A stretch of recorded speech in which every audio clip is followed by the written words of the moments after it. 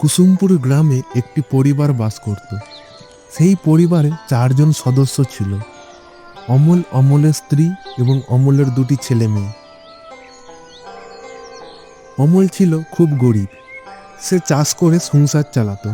তার স্ত্রী ঘরের কাজ করত। ছেলে মেয়ে স্কুলে পড়াশোনা করত। তাদের অনেক দারিদ্রতা এবং কষ্টের মধ্য দিয়ে ভালোই দিন কেটে যাচ্ছিল। হঠাৎ একদিন জমিতে চাষের কাজ করতে করতে অমলকে একটি সাপে কামড়ায় এবং অমল সেখানেই মারা যায়। অমলের পরিবারে নেমে আসে এক নাম না জানা দুঃখ। কেউ বুঝতে পারছে না কি করবে সেই সময়, কিভাবে তাদের সংসার চলবে। অমলের ছেলে অনিল তার মাকে বলল, মা মা আমি আর পড়বো না, আমি এবার কাজ করব। না না বাবা, তা বললে কি করে হবে? তোমাকে তো এখনো অনেক পড়াশোনা শিখে মানুষের মতো মানুষ হতে হবে। হ্যাঁ মা, আমি সব বুঝতে পারছি, কিন্তু আমি এখন কাজ না করলে আমাদের সংসার চলবে না। আর তাছাড়া বোন তো আছে, বোন পড়াশোনা করুক, আমি আর পড়বো না। এই সব কথা শোনার পর তার মা আর কিছু বলল না। এরপর থেকে অনিল জমিতে চাষ করত। এইভাবে কোনো রকমে তাদের সংসার চলে যাচ্ছিল। একদিন তার মা কাজ করতে করতে হঠাৎ মাথা ঘুরে পড়ে যায়।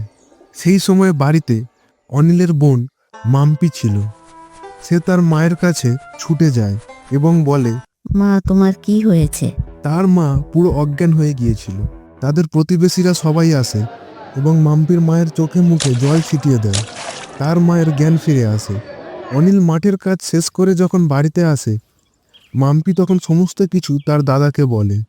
দাদা দাদা আজ মা কাজ করতে করতে মাথা ঘুরে পড়ে যায় আর সঙ্গে সঙ্গে অজ্ঞান হয়ে যায়।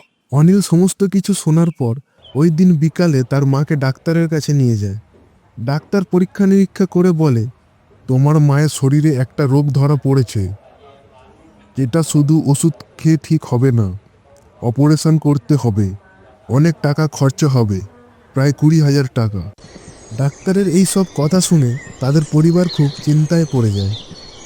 কোথা থেকে কি করবে কিছু বুঝতে পারে না। এইভাবে বেশ কয়েকটা দিন কেটে যায়। অনিলের মায়ের শরীর দিন দিন আরো খারাপ হতে শুরু করে। অনিল তার মায়ের চিকিৎসার জন্য গ্রামের মোড়ল মশাইয়ের কাছে টাকা ধার চায়, কিন্তু মোড়ল মশাই এত টাকা দিতে রাজি হয় না। অনিল কি করবে কিছুই বুঝে উঠতে পারে না।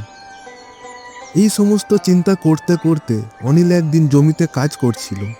হঠাৎ করে একটি অদ্ভুত দেখতে বোতল কুড়িয়ে পায় এবং সেই বোতলটা খুলতেই বোতলের ভিতর থেকে একটা আত্মা বেরিয়ে আসে। সঙ্গে সঙ্গে আকাশ কালো মেঘে ঢেকে যায়। অনিল সেই আত্মাকে দেখে খুব ভয় পেয়ে যায়। তার হাত পা থরথর করে কাঁপতে থাকে। কে তুমি? আমি এক আত্মা, আমাকে 150 বছর ধরে বোতল বন্দি করে রেখেছিল এক বদমাস ওঝা। তুই আজ আমাকে মুক্তি দিলি। তুই নিজেও জানিস না তুই আমার কত বড় উপকার করেছিস। তোর এই উপকারের দাম আমি দেব। বল তুই কি চাস আমার কাছে? তুই যা চাইবি আমি তোকে তাই দেব। অনিল একটু অবাক হয়ে গেল এবং সে একটু আশার আলো দেখল। সে ভয়ে ভয়ে তার মায়ের চিকিৎসার জন্য টাকা চাইল। ঠিক আছে, যা, তুই নিশ্চিন্তে বাড়ি যা। আমি তোর মায়ের চিকিৎসার জন্য আর তোদের সংসার চালানোর জন্য তোকে 50,000 টাকা দেব। সেখান থেকে তোর সমস্ত অভাব দূর হয়ে যাবে।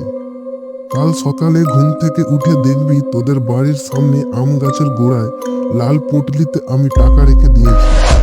এই বলে আত্মা সেখান থেকে উড়ে গেল। অনিল এদিক ওদিক তাকালো, কিন্তু তাকে আর কোথাও দেখতে পেল না। অনিল ওই দিন ভয়ে ভয়ে মাঠ থেকে বাড়ি চলে আসে।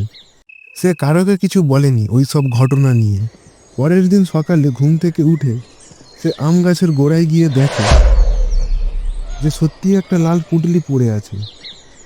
সে পুঁটলিটা তুলে নিয়ে ঘরে আসে। খুলে দেখে 50,000 টাকা আছে। অনিল তার পরিবারকে সমস্ত ঘটনা খুলে বলে। তার মায়ের চিকিৎসা করায়। এরপর থেকে অনিলদের সংসার খুব ভালোভাবে চলতে শুরু হলো। সমস্ত দুঃখ কষ্ট চলে গেল। যদি আপনার এই ভিডিওটি ভালো লেগে থাকে তাহলে এই সিবিএ টুলস চ্যানেলটিকে অবশ্যই সাবস্ক্রাইব করে দেবেন।